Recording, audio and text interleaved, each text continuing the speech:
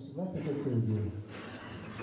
Efendim bir vefa borcumuz var bizim sürekli müdahalemiz her genel kurulda yanımızda olan Sayın Abdülhatif Şener aramızda Konya milletvekilimiz. Duygu düşüncelerini almak bizi rahatlatır, ferahlatır ve bize yol verir. Daha önce yaptıkları gibi. Onun için kendilerini sahneye davet ediyorum. Duygularını almak bakımından teşekkür ediyorum.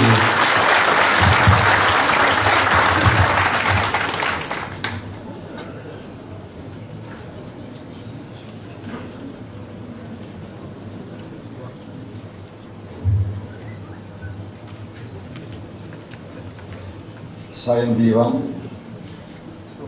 Sayın Grup Başkan Vekilimiz, milletvekillerimiz,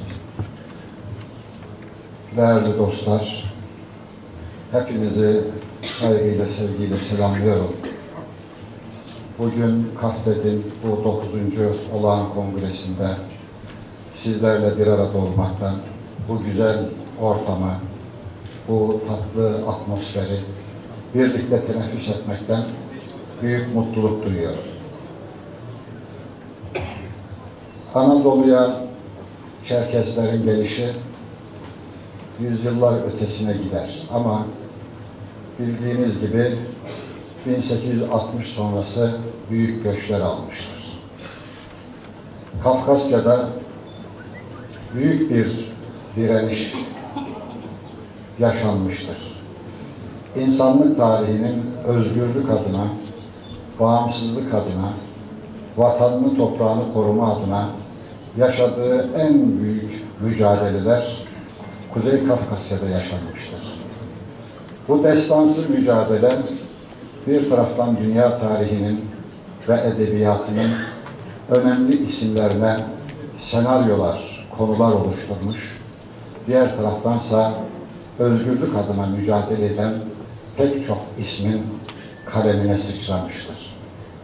Karl Marx'ın bile 18. yüzyılda Kuzey Kafkasya'daki Çerkezlerin Rus emperyalizmine karşı direnişini örnek bir direniş olarak nitelemesi, bununla ilgili pek çok makale yazmış olması, çağını ve çağı sonrasını bu direnişin ne kadar etkilediğini açıkça göstermektedir. Başta Tolstoy olmak üzere Rus edebiyatının önemli romanları hep Kafkas direnişleriyle bağlantılı olarak kaleme alınmıştır.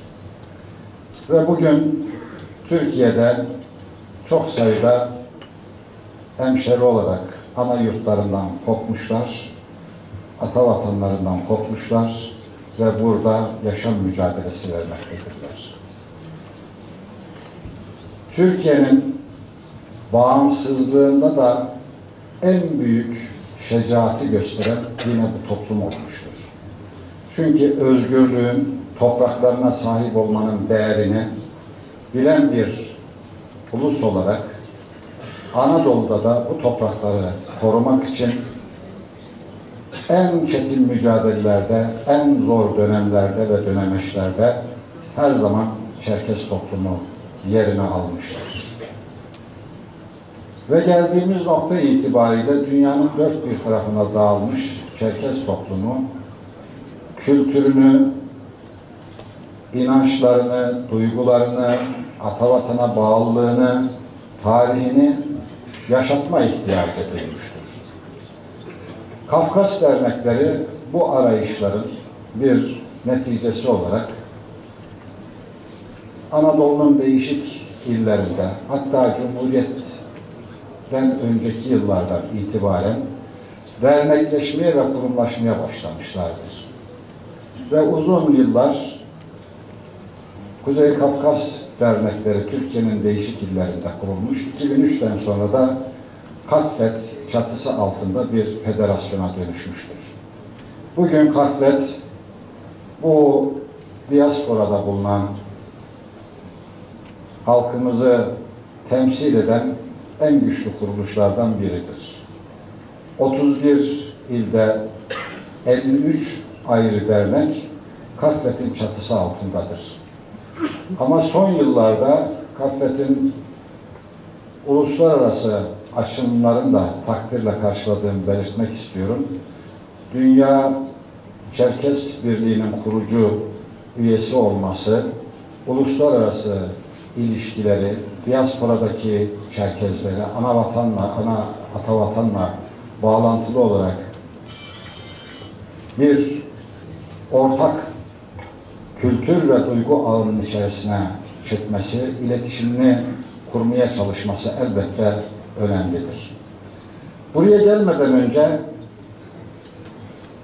Kaffet'in sitesine girdim. Ne var, ne yok diye şöyle bir değerlendirmek istedim. Baştan sona gördüğüm manzara şuydu. Bir kere evrensel değerlere vurgu yapılıyor sürekli olarak. Çağdaş demokratik değerler Kaffet'in kuruluşunda da faaliyetlerinde de ana ilke haline gelmiş. Temel insan hakları, özgürlükler, hukuk devleti, insan haklarına dayalı uluslararası metinler hep satır aralarında gördüğüm ana vurgular arasındaydı. Ama bunun ötesinde aynı zamanda güzel, iyi insan olmayla bağlantılı kavramlar, kelimeler de çok sık geçiyor. İşte birbirini sevmek, ülkesiyle bütünleşmek, kültürünü yaşatmak, özgürlüklere saygı duymak ve bir toplum içerisinde ona katkı sağlamak gibi kavramlar, ifadeler derneğin hem insanımıza hem ülkemize hem dünya insanlığına bakışını sergileyen ifadelerdir. Bunu şöyle değerlendirdim. Kaffet her şeyden önce iyi vatandaş olmaya vurgu yapıyor. İyi vatandaş dediğiniz mevcut yaşadığınız ülkedeki hukuk kurallarına uygun yaşamak anlamı taşır. Ama aynı zamanda bunu da aşan bir kavram olarak iyi insan olmaya vurgu yapıyor. İyi insan olmaksa hukuk kurallarının da ötesinde toplumun iyi bildiği bütün değerleri özümseyen ve benimseyen insan demektir. Yıllardır öğrenciliğim Ankara'da geçti. Öğrencilik yıllarımdan beri işte bu binanın karşısındaki derneğe, o zaman Ankara Kafkas Derneği'ydi galiba. Daha sonra yine aynı şekilde ama yine Kaffet'te o binada galiba. Ne zaman girsem, kimle karşılaşsam, daha sonra bu binada karşılaştığım insanlarla hukukumu geliştirsem veya sadece selamlaşarak yoluma devam etsem hep mutlu olmuşumdur. Neden? Çünkü Kaffet çatısı altında tanıdığım, 50 yıldır tanıdığım, şu ana kadar tanıdığım hiçbir insanda olumsuz bir davranış biçimi görmedim. İnsan güzeli adeta. Bu çatıya girenler, çıkanlar. Kimi tanımışsam, ya insanlar arasında da böyle problemli kişiler olmaz mı? Etrafınızda yüzlercesi, binlercesi vardır. Ama tanışıklığı, bilişikliği bu bağlantılar içerisinde gördüğüm hiç kimseden en küçük bir rahatsızlık duymadım. Ve en zor zamanında rastladığım zaman sıkıntılarımı, dertlerimi de hep unuttuğumu hissettim. Bunu da söylemeyi bir görev saydım. Çünkü gerçekten böyle.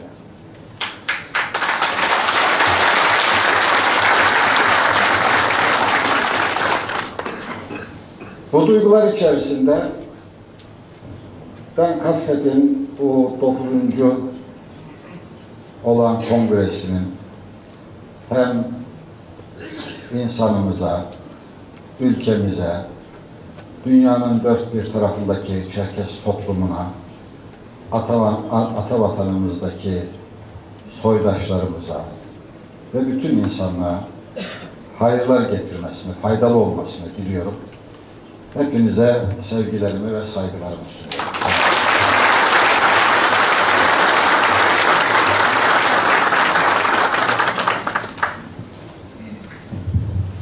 Sayın Abdüllatif Şener'e çok teşekkür ediyoruz. Efendim, protokolde bazı değerli misafirlerimiz var. Onların isimlerini ben anons etmek istiyorum. Kayseri Milletvekilimiz bizden Sayın Hülya Ergiz ki bir yanlışlara da meydan verildi burada. Kendileri konuşma yapmak istediklerini ancak yazdığımız listeden sonra Çorum Milletvekili konuşacağını kendilerine dedikleri için bir atlama, bir zuhul oldu, bir duraklama oldu. O nedenle bir eksiklik varsa özür diliyoruz. O bizden bir mutlaka düşünce duyguları vardır. Zevat'tan protokolde olup da konuşma talebinde bulunan genel kurulumuza, kongremize katkıda bulunmak isteyen kimseler varsa ben onlara söz vermek istiyorum. Ama özelde önce ismini verdik, daha sonra isim değişikliği nedeniyle bir şaşkınlık, bir durum geçirdiğimiz Sayın Hülya Ergiz hanımefendiyi ben duygu ve düşünceleri almak üzere pozitif ayrımcılık yaparak kendilerini sahneye davet ediyorum.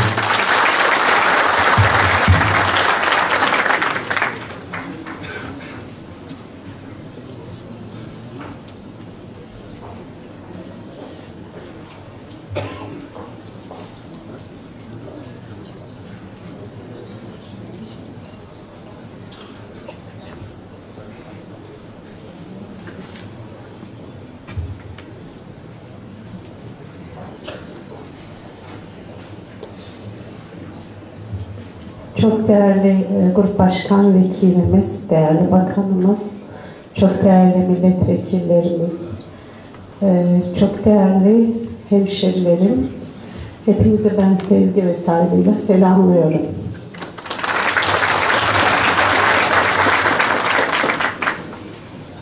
Tabii biz çok özgün bir kültüre sahip bir topluluğuz. Tabii bin yıllara sari bir birikimin temsilcileriyiz. Tabii bu kültürün neşet ettiği vatanımızda da yaşamıyoruz. Çeşitli sebeplerle kendi vatanımızdan göç etmek ve diasporada yaşamak zorunda kaldık. Bu bizim tercihimiz değildi. Tabii bu noktada kültürümüzü muhafaza etmek de bizim en önemli görevlerimizden bir tanesi. Bugün kongresini yaptığımız KAFET ve onun çatısı altındaki 53 dernek bu niyetle yola çıkmış. Kayseri Derneği'ni ben yakından biliyorum. 50 yılı geçkin bir tarihi var Kayseri Kafkas Derneği'nin. Ve Kayseri'deki biz Adiyeler için, Çerkezler için çok önemli. Orası bizim bir nasıl söyleyelim, bir ana yurdumuz. Bütün gençlerin yolu oradan mutlaka geçmiştir, oradan beslenmiştir. Oraya gittiği zaman evine gittiğini hisseder. Bir derdi, bir ihtiyacı varsa oranın kapısını çalar. Öğrencilerimiz nitekim eğer harçlığa ihtiyacı olmuşsa veya kalacak bir yere ihtiyacı varsa derneğin kapısını çalmıştır. Dolayısıyla bizim toplumumuzda derneklerimiz çok önemlidir. Sivil toplum kuruluşlarımız çok önemlidir. Kültürler aslında insanların ruhu gibi ben düşünüyorum. İnsanın bir fiziki bedeni var, bir de ruhu var. Toplumun da bir ruhu var. Bizim kültürümüz ruhumuz, kültürel değerlerimiz ruhumuz. Dolayısıyla kültürel değerlerimizi yaşatmak da çok önemli. Siz kültürel kimliğinizi, tarihten aldığınız değerlerinizi, güzelliklerinizi öldürdüğünüz zaman geriye zaten bedeniniz ve nefsaniyetiniz kalır. Yemek içmek dışında başka da bir hassasiyetiniz, başka bir derdiniz kalmaz. Tam da kapitalizmin istediği üretim-tüketim zincirinin bir kölesi, bir halkası olursunuz. Kimse için parmağınızı oynatmazsınız, kimse için adım atmazsınız, kimse için üzülmezsiniz. Nedir? Kendi keyfiniz, kendi ihtiyaçlarınız, yemeniz, gezmeniz, yiyip içmeniz, gezip tozmanız dışında da başka bir değeriniz kalmaz. Ama insan bu değil. İnsanın maneviyatı var, değerleri var. İnsanın nedir? Mutlaka içinde bir vicdanı var. Bunları yaşatmak, kültürü yaşatmakla denk. Siz eğer aileyi ayakta tutarsanız, aile de kültürün hafızası aile. Biz ilk kültürel öğelerimizi, dilimizi, değerlerimizi nereden aldık? Ailemizden aldık, anne babalarımızdan aldık, geniş ailemizden aldık. Sadece anne baba da değil. Bizim toplumumuzda aile dediğimiz zaman sülale gelir. Yani amcalarınız gelir, halalarınız gelir, dayılarınız gelir. Bizde akrabalık kültürü çok önemlidir, çok değerlidir, çok değer verilir. Dolayısıyla bu sosyal dokuda bu akrabaya verilen değerin de çok ehemmiyeti vardır. Ve saygı da aslında bununla bağlantıdır. Siz akrabalarınıza, çevrenize, etrafınıza değer verdiğiniz zaman saygıyı da öğrenirsiniz. Bunlar birbiriyle bağlantılıdır. Az önce değerli vekilim ifade ettiler. Ben iyi insanlar gördüm hep bu çatı altında dediler. İçinde yaşadığımız toplumda da Çerkezler hep değer atfedilen, toplumun içerisinde hep takdirle karşılanan bir topluluk olmuştur. Bunun sebebi bizim ailemizden, kültürlerimizden aldığımız, insana verdiğimiz değer. Yani dolayısıyla bunu yaşatmamız çok önemli. Beni herhangi bir sebeple aradıkları zaman ister federasyonlarımızdan, ister derneklerimizden, inanın kendi işimizi unutuyoruz. Ne yapabiliriz? Bütün benim yardımcım, diğer arkadaşlarımla, danışmanlarımla birlikte seferber oluyoruz. Ki bu yaptıkları zor görevi kolaylaştırmakta ve onlara yardımcı olmakta kendimizi vazifeli addediyoruz. Tabii dedik ya, biz diasporada yaşıyoruz, yaşamaya gayret ediyoruz. Dolayısıyla bizim vazifemiz daha da 2 kat daha zor. Kültürü yaşatmak noktasında biz daha çok gayret etmeliyiz, mücadele etmeliyiz. Nitekim derneklerimizi, federasyonlarımızı ayakta tutmak için de daha ciddi bir mücadele içerisinde olmalıyız.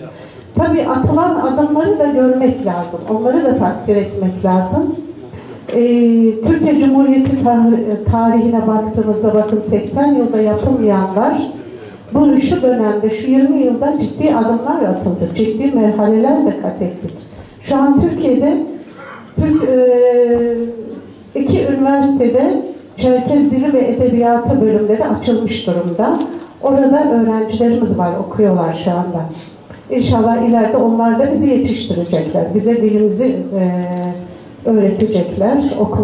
Tabii onların eğitimi çok bizim için hayati bu noktada. Tabii bir takım talepler var. Bu taleplerin biz farkındayız, nitekim takipçisiyiz. TRT Çerkez'in kurulmasıyla alakalı talepler sık sık bize geliyor, dillendiriliyor. Biz de gerekli makamlara mutlaka iletiyoruz. Başka alternatifler de düşünülebilir bakın basın yayın konusunda. İnşallah önümüzdeki süreçte yine bu işin takipçisi olacağımızın altını çizmek isterim. Ben ayrıca geçen ay içerisinde Ürdün'e gitmiştik. Ürdün Dostluk Grubu Başkanı olarak oradaydım. Yanımda 6 milletvekiliyle birlikte. Güzel görüşmeler ve ziyaretler gerçekleştirdik. Ayrıca Adiye Kase'ye uğradık. Onların misafiri olduk. Nitekim Ürdün Senatosu Başkanı Sayın Mümin Sobar bizim soydaşımız. Özellikle hepimize selamını iletti. Buradan onun selamını da hepimize iletmek isterim. Ben yeni sürecin hepinize, Çerkez toplumuna, Türkiye Cumhuriyeti Devleti'ne hayırlar getirmesini diliyorum. Burada ipi omuzlayacak arkadaşıma ve ekibine de başarılar diliyorum. Çok teşekkür ediyorum. Biz de teşekkür ediyoruz. Bir atlama veya zuhur oldu. Sayın Balıkesir Milletvekili Fikret Şahin Bey aramızda. Kendilerine hoş geldiniz diyorum. Ben listede işaret etmiştim. Herkese hoş geldiniz demeye. Demek ki bu kalabalıkta bir heyecanımı hazırlıyorum. Teşekkür ederim. Efendim konuşmalara devam ediyoruz. Kafkasya'dan misafirlerimiz var demiştim. Onlardan Sayın Bislan Dubar, Abhazya Cumhuriyeti Demografya ve Geri Dönüş Bakanı. Kendilerine kürsüye davet ediyor.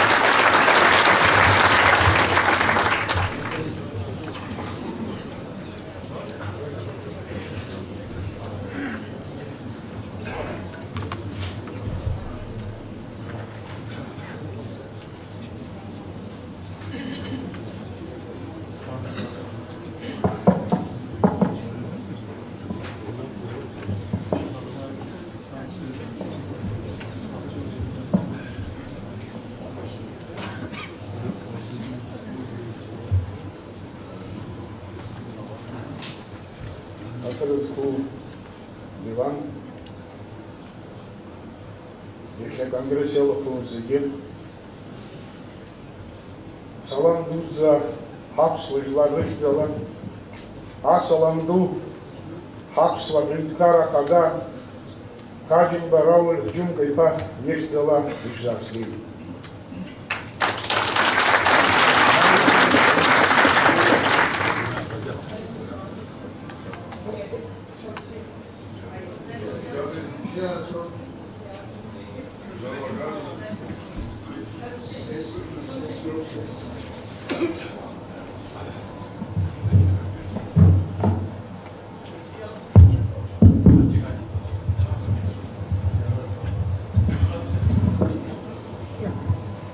Sayın Divan ve değerli kongre katılımcılarını, bizim değerli Cumhurbaşkanımız Sayın Raul Hacımba'dan selam getirdim size. Якби човек вчера ахалар прозы апшера ахалыз тумпада сырысы дарыца игургеру пайзыс пезы.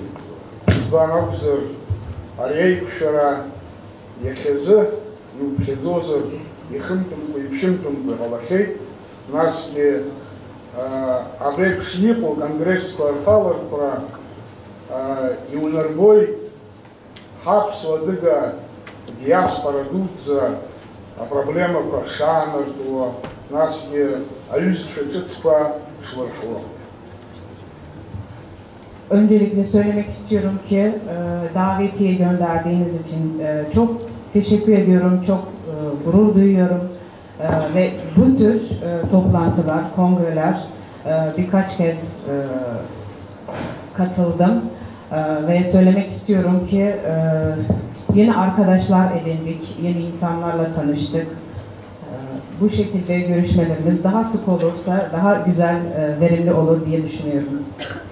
Apsuah leksika tubasiqu aja adıga haşça. Dırçamilat kırızı haşça haki zahve istamadz. Harahayır abra iketi kongresatı yedruyu hamyakotzik haşça şah. Ve Abhaz dilimizde böyle bir deyim vardır.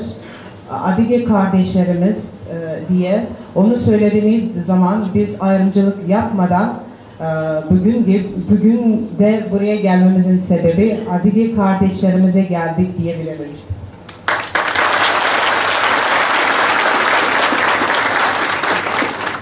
Kampada ayşi reyk şerakwa yunak oraçok izbanzır yakya yeypsu amilak apsu amilak adıga amilak bu sala harfi harzqni qalay şuyini bebaşı psarapşa genç psabigila anışna atom fitkara kuruspa şamgar amupa obatir kholtsız şakna yakya abrahay babuya.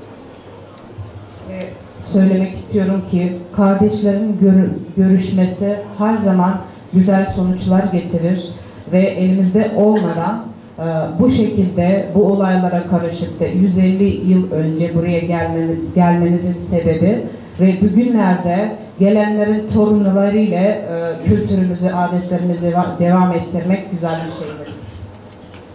Tarptula rentkaracı apsvadıga diaspora, yayıkıla nöjozara Çerkes diaspora, albet vetip anlıkıloy akur diasporamış. Ve söylemek istiyorum ki bildiğim kadarıyla Türk Cumhuriyeti'nde, Türkiye'de Kürt diasporadan sonra ikinci yer almaktadır Çerkez diasporamız. Хымпада амилат хачыва айпыхыр. А традиция, а амилат культура один атаса бартрейпыхырызы, а диаспора напхгара. Ера а культура центр па, вейпшин культура центр па. Рус хымпада узду ха езыспчезу. Ve söylemek istiyorum ki bu diasporanın başında, derneklerin, federasyonun başında olanların çok büyük bir görevleri vardır. Bizim kültürümüz, örf adetlerimiz öne götürebilmek için, varsaymak için onların işi çok büyüktür.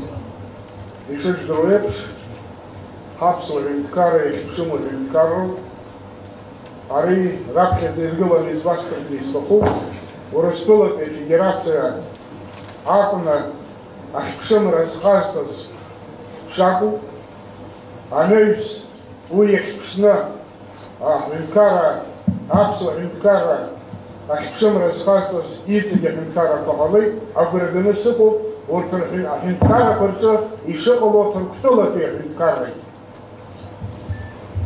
Ve bildiğiniz gibi Abhazya bağımsız bir ülke olarak ilk Rusya tanımıştır. Ardından da şu an 9 ülke bizi bağımsız olarak ilan etmiştir. Ve eminim ki ileride Türkiye'de bizi tanıyacaktır.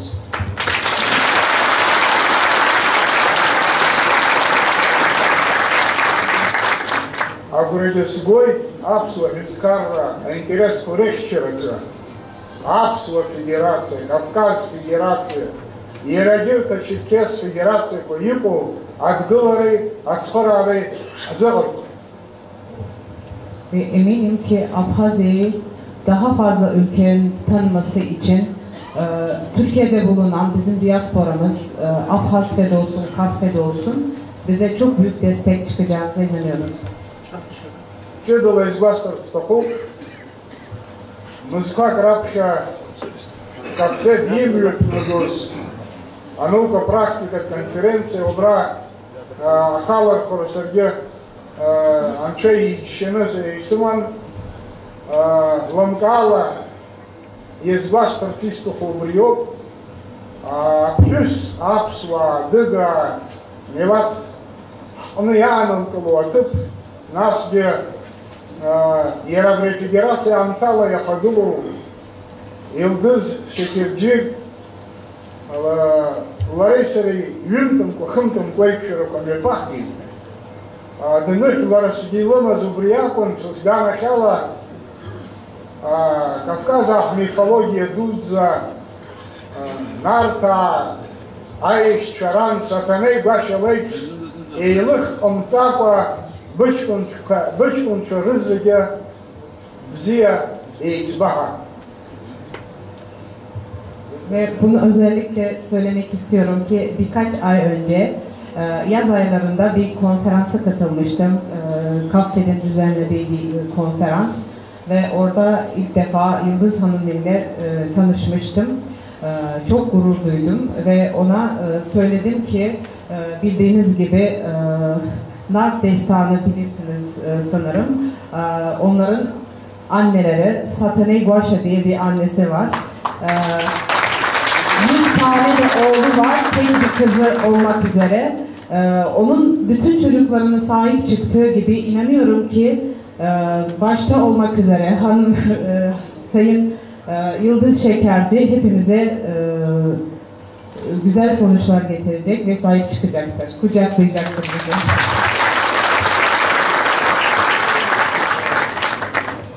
Хымпада льгата политика Сара Корчу, Ara uyrap kişi sezepş, adgıları yetspara rehtakul.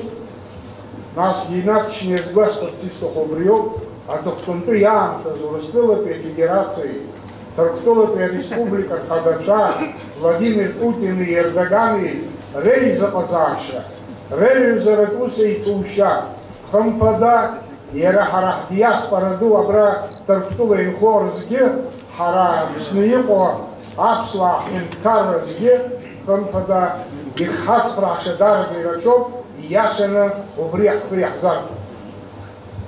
Ve söylemek istiyorum ki bizim dış politikamızı daha fazla geliştirmek için, daha fazla ülkenin sesimizi duyurabilmek için bizim Türkiye'deki diaspora bizim için çok önemli.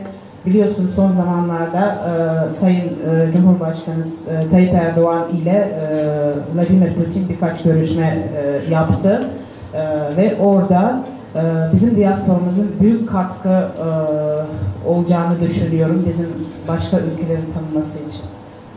Економам токамью конартуза хаяшан чейчина, а демократия процесс уйратартула имя пусуе, а гертавенткара кварту имя пусуе, хаярхона, хайтана яйрока, айбабарапа, исайра рачдыр бавояой. Обрях хаярхон излавала, а зепш проект Чицкого, культура проект Чицкого, ачары идызкого, студентчы идызкого, абатрепчило проектка яйцны вахдар хымпада хус daradza yako isboy. Ve bugünlerde görüyoruz ki benim düşüncem tabii ki diyor. Ortak projelerimiz gençlerimize yönelik, orta yaş grubuna yönelik ortak projelerimiz yapılırsa daha fazla görüşmemiz, daha fazla çalışmamız ile daha fazla dediğim gibi irtibat kurabileceğiz.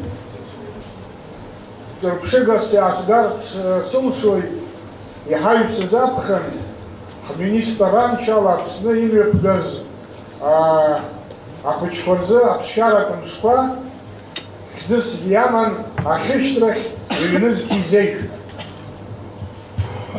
Geçtiğimiz yaz duymuşsunuzdur, Abhazya'da bir çocuk kampı düzenlendi ve onun adını koymuştuk. Ahiştrek, o demek ki ana vatanına dönüş olarak çevriliyor. Şüyük erzima pşokoçko, Tarktulum yapsa federatsiya ahzala, Kafet ahzala, Сирия, Иордания, Бартрызыгях, диаспора, Бухова, Запхера, Роман, Оватахочка, Жамш, Апсна, Рыла Заарала, Хуя Тухуизыге, Харбарата, Тагыла Заашира. Düzenlenen kampa yaklaşık 100 kişi katılmıştır, çocuklarla büyükler olmak üzere. 10 gün kalmışlardı ve elimizden geldiğince 10 gün içerisinde sıkı bir programda az da olsa ülkeyi gezdirdik, sevdirmeye çalıştık. Atrepçi o proyektka iretsktaloj, hımpada şart geçirdiğiler ahtakul, harahan çmatsarala, alşara pamaçkar hasşoy, obreğinin hayitskara, abrasgoy, abreğafuçka, Rabdu çorjenç digelaş aynagana darbara bziyedekra, alşarapa halşep hasbıy şanı. Söylemek istiyorum ki bu tür projeler güzel sonuçlar veriyor. Ama korkuyorum ki bu tek Abhazya Cumhuriyeti'nin elinden gelmeyebilir. Sizin de desteğiniz olursa bu projeleri devam ettirmek istiyoruz. Çocuk çocuktur, ne kadar çok görürse, tanırsa o kadar sevecektir diye düşünüyorum. Ехинемию пособри, азала джигебри демократия процессу, хымпада дазуста залаге, апыжа разгодцы здором, аха харахга начала, авусу эйцу разым, ахайом, дазуста залаге, я его абрекатфе дефаду. Bugünkü seçimlerde adaylara istiyorum ki başarı dilemek istiyorum ve kim geçerse geçsin başına biz onlarla çalışmaya, ortak projeleri yönetmeye devam edeceğiz.